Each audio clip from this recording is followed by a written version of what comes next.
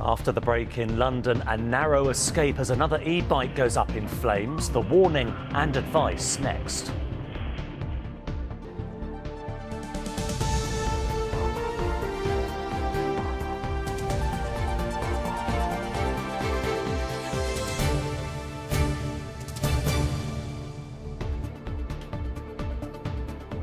Tonight, a toddler tortured and beaten to death. Jacob Lennon suffered injuries all over his small body.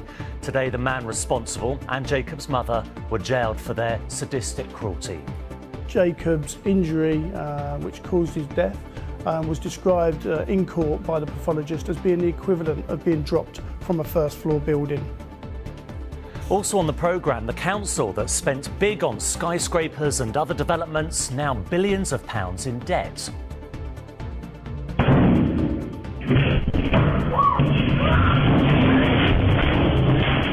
A narrow escape as another e-bike goes up in flames.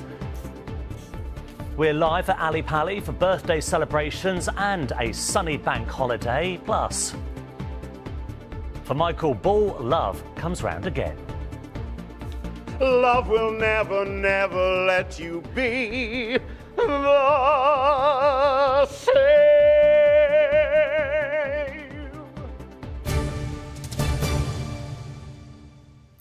Good evening. Before his death, Jacob Lennon endured 3 weeks of torture and sadistic abuse. When doctors saw the 15-month-old, his face was so bruised and swollen, he was described as looking like a panda. Today, Jake Drummond was sentenced to life in prison for his murder. Drummond was the boyfriend of Jacob's mum, Louise Lennon. She was given 10 years for child cruelty. Not only did they lie to cover up their abuse, messages revealed they laughed and joked about it. A warning, there are distressing details in this report from Helen Keenan. Subjected to sadistic cruelty by the people who were meant to protect him. 15-month-old Jacob Lennon suffered weeks of abuse before finally being shaken and beaten to death by his mother's boyfriend, Jake Drummond, who was found guilty of his murder, and Jacob's mother, Louise Lennon, found guilty of allowing his death. Jacob's injury, which caused his death, was described in court by the pathologist as being the equivalent of being dropped from a first-floor building. Today, the pair were sentenced for their crimes at the Old Bailey. Louise Lennon wept in the dock as the judge rejected the claim she was coercively controlled by her boyfriend and instead prioritised her relationship over her son's welfare. The court heard how Jacob's face was so swollen from beatings that he resembled a panda. He could barely open his eyes, and the pair joked that his bedroom was the torture room. On the day of his death in August 2019, his mother called an ambulance to say that he wasn't breathing, but the pair lied about how he sustained his injuries. There were 20 new injuries, some far too graphic to detail. They even tried to blame another child for inflicting one of the most heinous injuries with this plastic knife, and came up with contrived lies to social workers to put off visits. The judge handed Jake Drummond a life sentence with a minimum of 32 years. Louise Lennon was sentenced to 10 years in prison. This case involves a vulnerable and defenceless young child being subjected to brutal assaults by you, Jake Drummond, which culminated in his death. The circumstances were such that you, Louise Lennon, as his mother, must have been well aware of what was going on as your child accumulated injuries. While Jacob sustained a catalogue of injuries to his face, body and genitals in his short life, this image, the judge remarked, is perhaps the most chilling of all. Taken when he was a healthy, bright-looking boy. Just 12 days later, he was dead. Helen Keenan, ITV News. The Metropolitan Police has apologised after losing evidence linked to the death of a schoolgirl. The force said it had lost a number of items belonging to Mia Janin, a 14-year-old girl who took her own life after allegedly being bullied by pupils in March last year. Anila Dami is at New Scotland Yard for us now. Anila, what did the police lose? Well, Duncan, the Met Police say they've lost items including a SIM card from Mia Janine's main phone and a second mobile handset. Both formed part of evidence relating to her death last year when the 14-year-old took her own life. Her dad says he had raised concerns that she was being bullied at school in Kenton. A spokesperson for the Met says that they've done extensive searches. They can't find the items. They think they were lost during a move to another location, but they insist that the items had been examined and their investigations relating to them were already complete. Anelia, this isn't the first time the police have had to admit to something like this, is it? No, it's not. Recently, they found documents locked up in a cabinet at Scotland Yard relating to the unsolved murder of the private detective Daniel Morgan 36 years ago. 95 pages should have been disclosed to an independent panel as evidence. Now, according to a Freedom of Information request, the Met received an average 3 million pieces of evidence between 2017 to 2021 and recorded around 3,400 as missing. They insist that robust processes are in place to ensure evidence is kept securely and strongly refute corruption or theft play a significant part in these findings. But of course, families are left distressed after already heartbreaking incidents. Anelia, thank you. Woking Borough Council has been placed into special measures by the government over fears of financial collapse. It comes after a series of risky investments of nearly £2 billion, which included building skyscrapers and homes. Its annual repayments are now greater than the council tax they get in. The council's Liberal Democrat leader said the debt was inherited from the previous administration and the authority welcomed the support. Carolyn Sim has more. With a view like this, you might think you were in a big city, but these high-rise investments were actually built in a small town. And now Woking is on the verge of bankruptcy. A small council that's borrowed a disproportionate amount of money for its size, all with good intentions, but processes weren't in place and therefore the council wasn't prepared to run a huge property empire, which is what it has. The council has now been put into special measures by government ministers after a review into its finances found it had made bad borrowing decisions and risky commercial investments. Woking Council has an annual budget of £24 million, but by 2026 its debts will soar to around £2.4 billion, 100 times the size of the budget. It now has £19,000 of debt per head for each of its residents. That's the highest in the country.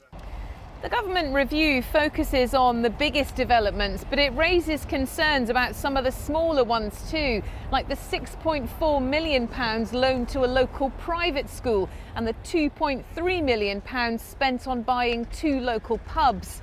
Many of the investments, it says, were made without a proper business plan in place. The plan had been to regenerate the centre and transform housing. The challenge now is to stay afloat. Surely someone within the council should be held to account for this disgrace. We're at a discovery phase at the moment, as I mentioned, is understanding exactly where things are. We do have a whole new leadership team of officers at the council and a whole new administration of councillors who've taken over. And I think there'll be further steps to look in more detail at what happened in the past. And that means further cuts to public services, which people aren't happy about.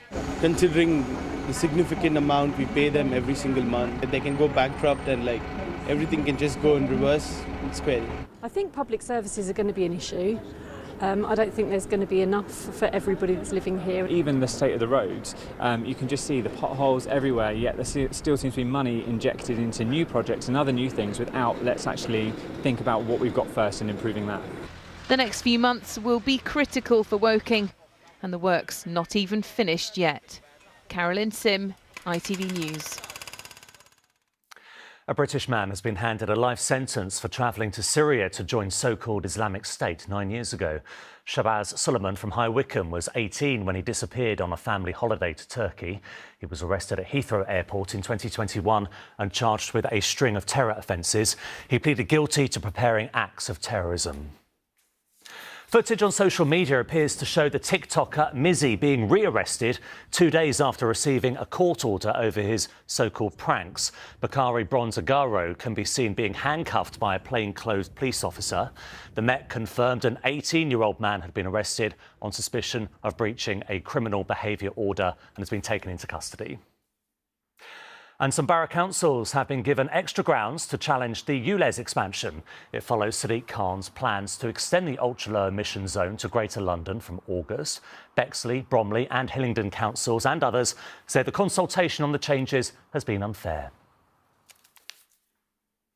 Next tonight, the London Fire Brigade has released yet another video showing a charging bike bursting into flames. It's one of 64 e-bike and scooter fires this year. The people who sell and repair them say dodgy lithium batteries could be to blame, and those who've lost family are calling for more regulation. Cafe Patter has more. It began with a mysterious smell of smoke, followed by a burst of flames.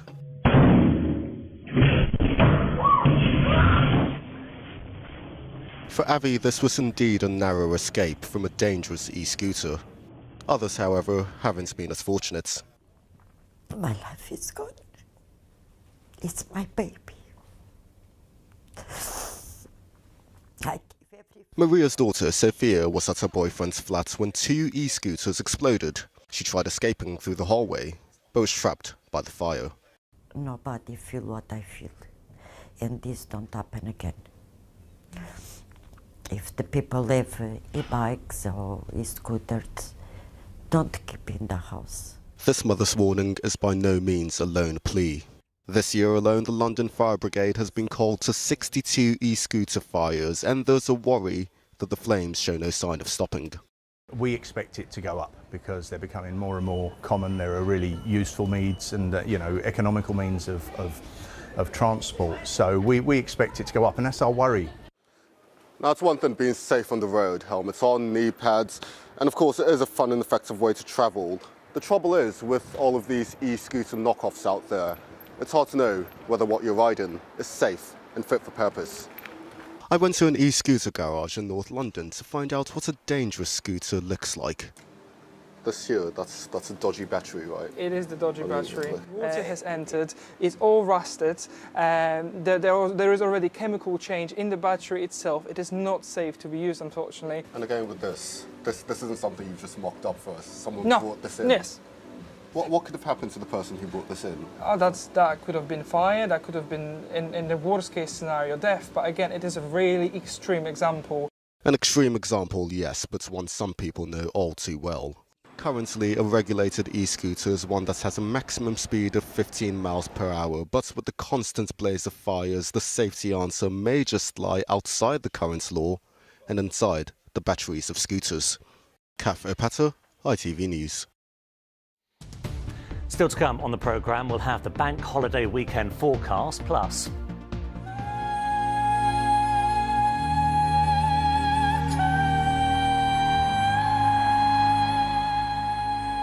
remember this golden buzzer moment. We'll find out how Malachi is preparing for the semi-finals, and Love changes everything.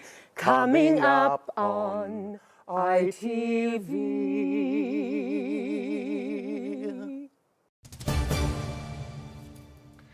Before that, it's been revealed that Brentford footballer Ivan Toney was spared a longer ban because he was diagnosed with a gambling addiction. Earlier this month, the striker was suspended after he accepted breaking Football Association betting rules, even betting against his own team. The 27-year-old won't be able to play again until January, but he will be allowed to return to training in September. Brentford Football Club said it will do everything it can to support him. Prince William has met survivors and bereaved families of the Grenfell Tower fire ahead of the 6th anniversary of the tragedy. The Prince of Wales spoke to community and youth workers at Queen's Park Rangers Stadium, less than a mile from the site of the fire, which claimed the lives of 72 people, to learn of the support the football club has provided since the tragedy. The Prince, who is president of the Football Association, said he would do everything he could to continue his support. Anton Allen has more. 72 hearts, 72 people that lost their lives there, and I want to give that to you. If that's all right. Very kind. Yeah, thank you very much, guys. No problem. Prince William's gift is symbolic of the support Queen's Park Rangers have given to the survivors of the Grenfell Tower fire. Playing football is so important. It's part of clearing the head and keeping fit. So. 6 years since the fire that claimed 72 people's lives, survivors like Paul have used football as a tool to support the community's mental health. Today's a big day. You get to meet Prince William once again. What will you say to him this time? Maybe people that don't live in our community don't really understand the fact that us as bereaved survivors and the wider community, we're still suffering without justice, without a lot of different things that are going through us right now. So I think it's very, very important that people like Prince William is coming down today and still showing his support 6 years on and trying to keep the message alive. Since the fire in North Kensington, QPR have stood side by side with the Grenfell Tower community. Prince William came to recognise the impact of their support. Giving us the opportunities to be here and come here, it's been incredible. And how important is it, Krim, that they've been here for you? Massively important, because we're a big football community. The Prince took on a tour of the stadium and met club legend and director of football, Les Ferdinand, before speaking to the staff that have been out in the community, supporting survivors and the bereaved. I think it makes us feel very proud. For us, the big issue for us is making sure that no one forgets the disaster that happened, and it keeps the spotlight on the families and the bereaved. And if this continues to put the spotlight on what's going on and the fight for justice, then that's really important for us. Loftus Road have hosted memorial matches for Grenfell. As a club, QPR have suffered their own heartache due to the fire. Amongst the 72, there was two young people who lost their lives. Nahuda, who was a regular at our Gale session at the Westway Sports Centre, and Yassin, who regular participant who ended up doing his work experience in his very office. So for us as a staff and as a trust, it was happening to us. Before the future king left, he told the foundation and club CEOs he would look into ways to offer support. Appreciate it. We'll stay in touch again. We'll see what we can do to help. It's massive, and it makes everybody know this is still topical. You're not forgotten. You're still at the forefront. You're still important, and there's still a lot of work to be done. QPR's foundation works year-round to ensure the Grenfell Tower community knows they are supported by their local club. Antoine Allen, ITV News. Mikel Arteta has said Bukayo Saka and Leandro Trossard are doubts for the Gunners' final Premier League match on Sunday. The Arsenal boss said the injuries are little issues, but both players may struggle to feature against Wolverhampton Wanderers. Next, his beautiful rendition of Pia Yesu won him the Golden Buzzer on Britain's Got Talent, and now Malachi Bayo is getting ready for the show's semi-finals. The young chorister is used to the big stage, having sung at St George's Cathedral in Southwark and the Royal Opera House. But how's he feeling about an audience of millions on TV? Daniel Henry has been to find out. Malachi Bayo's golden voice got him a Golden Buzzer. Now he's prepping for the semi-finals and he wants to go all the way. I was very happy, obviously, when I got the Golden Buzzer. And then I looked to my mum and my sister, and then they were happy as well. So then I was just really happy in general. With the Golden Buzzer, I hear that you've kept a piece of the ticker tape? Well, I've kept quite a lot because I've got 2 handfuls and I put it in my pocket. And then, so I just keep it as a relic, if you will.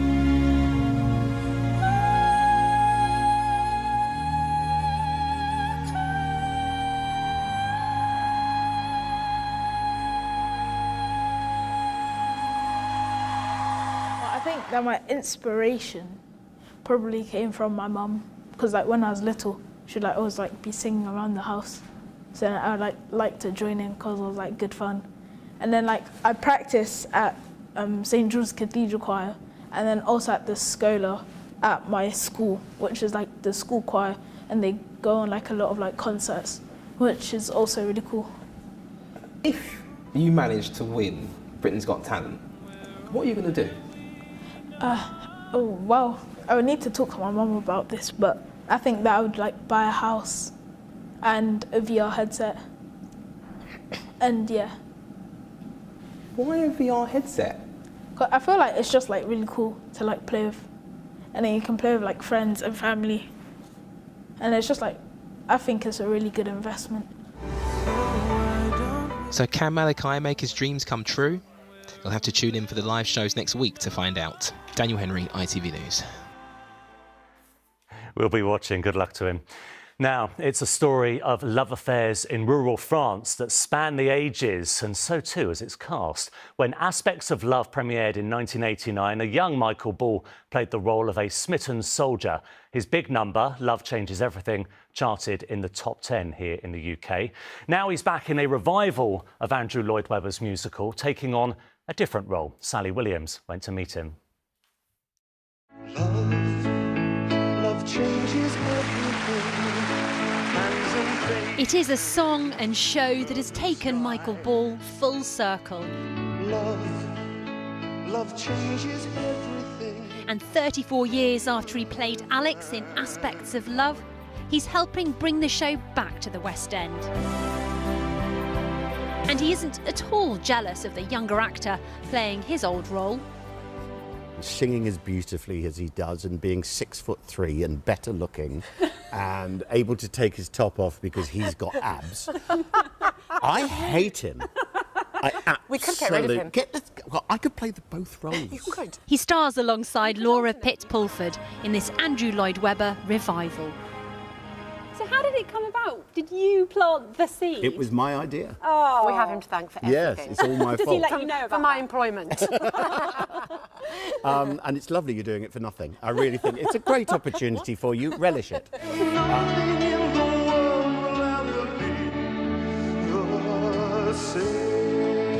What's beautiful, besides the score, is that the original show was intertwined with Michael and his partner's own love story.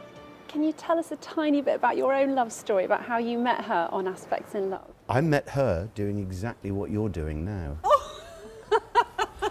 Seriously, she came to interview me. Love Changes was in the charts, and she was doing an interview and arts program for a rival channel. I'm here to tell you, and she came, and we just clicked. Sitting here, though, took me back to the 1990s as well. Me and my friend Laura Garnham both had your Michael Ball cassette, The Movies. I loved it. And I will always love you. No. I did all the covers of all the best songs from the movies. Oh, I want it. Michael and Laura are joined on stage by soprano Danielle Denise. And how's it working with Mr. Ball? Oh, it's so terrible working with Michael Ball. He's so difficult. No, Michael... Needless to say, behind the scenes, there's a lot of laughs. We quite often have these conversations where we say something really funny or gauche or, you know, and then we go, what is it going to be like? What are we going to be joking about in 6 months' time? We haven't even opened yet. That's brilliant. Well, they're definitely open now at the Lyric Theatre. And I think I'll give the last words of this piece to Danielle. If you could describe this show in one word, Danielle, what do you think it could be? Intense. I think I would say this show is gorgeously intense in all the ways that I want to experience love. And I'll give the last song to Michael. Love will never, never let you be the same.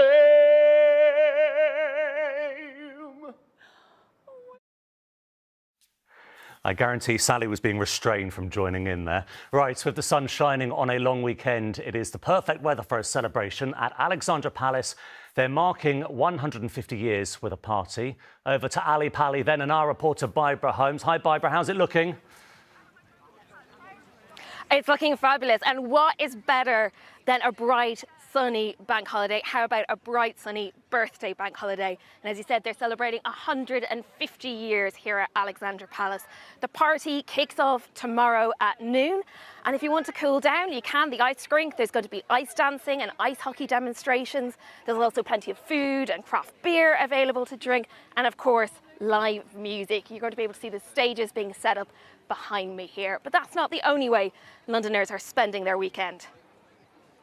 Maybe go to Central, like go to Hyde Park, yeah, just walk around. For the holidays, I will be going to the Wide Awake Festival, and the headliner is Caroline Flechack.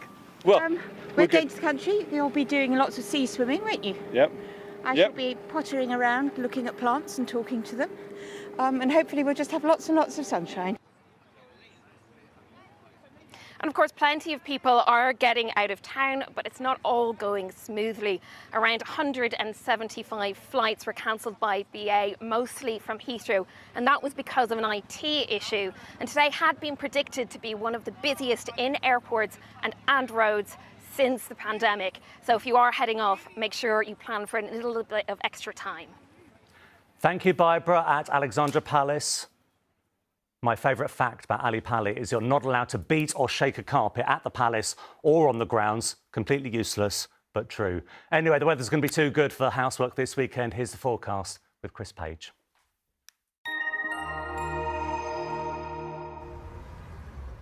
Feels like home, whatever the weather. Valent Boilers and Heat Pumps sponsors ITV London Weekend Weather. Hello there. Very good evening to you. We have seen a lot of sunshine across the capital through today, and that dry, fine and sunny weather is set to continue as we go towards the bank holiday weekend as well.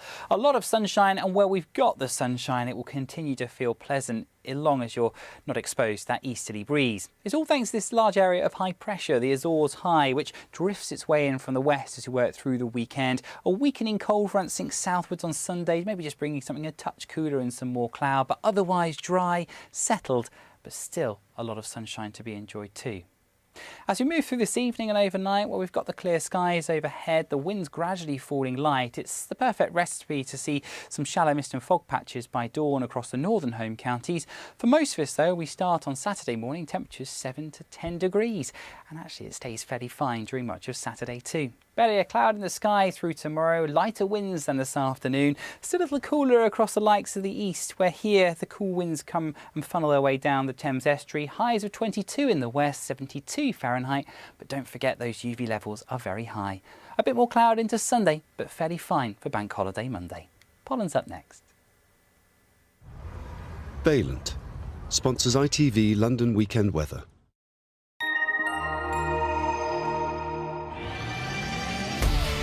Hello, summer. Piri sponsors ITV Pollen Count. And as we look through the weekend, pollen levels remain at moderate. Yes, we're at the beginning of the grass pollen season now, which affects the majority of hay fever sufferers. Until next time, have a lovely bank holiday weekend. Bye-bye. There we go. That is how London is looking. The ITV Evening News is next with Gamal. But for now, from all of us here, thank you for watching and have a lovely long weekend. Bye-bye.